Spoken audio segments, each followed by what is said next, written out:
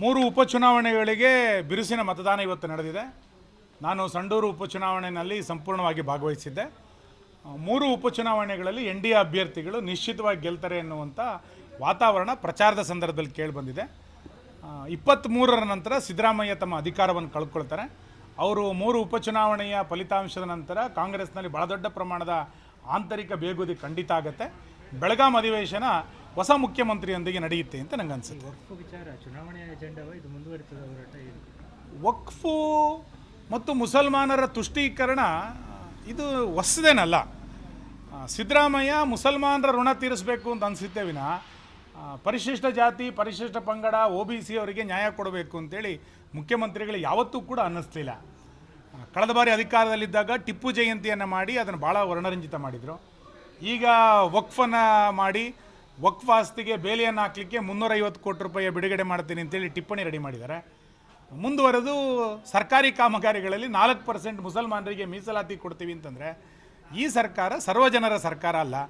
ಕರ್ನಾಟಕದಲ್ಲಿರುವಂಥದ್ದು ಸರ್ವಜನರ ಸರ್ಕಾರ ಅಲ್ಲ, ಕರ್ನಾಟಕದಲ್ಲಿರುವಂಥದ್ದು ಮುಸಲ್ಮಾನರ ಸರ್ಕಾರ. ಈ ಕಸ್ತೂರಿ ರಂಗನ್ ವರದಿಯ ಚರ್ಚೆ ಶುರುವಾದ ನಂತರ ಮಲೆನಾಡು ಮತ್ತು ಈ ನಿಮ್ಮ ಭಾಗದಲ್ಲೂ ಕೂಡ ನಕ್ಸಲ್ ಚಟುವಟಿಕೆ ಮತ್ತೆ ಶುರುವಾಗಿದೆ ಅನ್ನುವಂಥ ಅಭಿಪ್ರಾಯ ಇದೆ.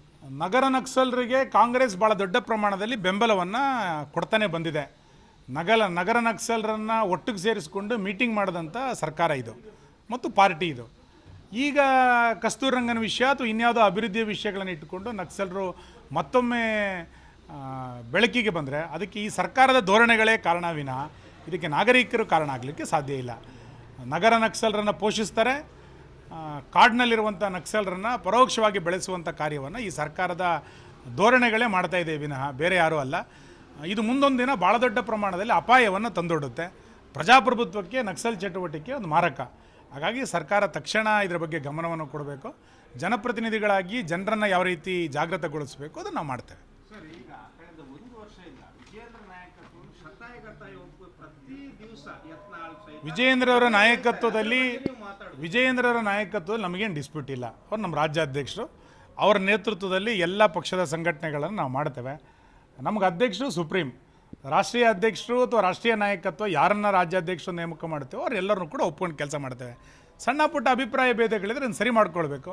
ಕೆಲವು ಸರಿ ಬಹಿರಂಗ ಆಗಿದೆ, ಇಲ್ಲ ಅಂತ ನಾನು ಹೇಳೋದಿಲ್ಲ. ಅದನ್ನು ಸರಿ ಮಾಡುವಂಥ ಪ್ರಯತ್ನವನ್ನು ನಮ್ಮ ಉಸ್ತುವಾರಿಗಳು, ನಮ್ಮ ನಾಯಕರು ಮಾಡ್ತಾರೆ.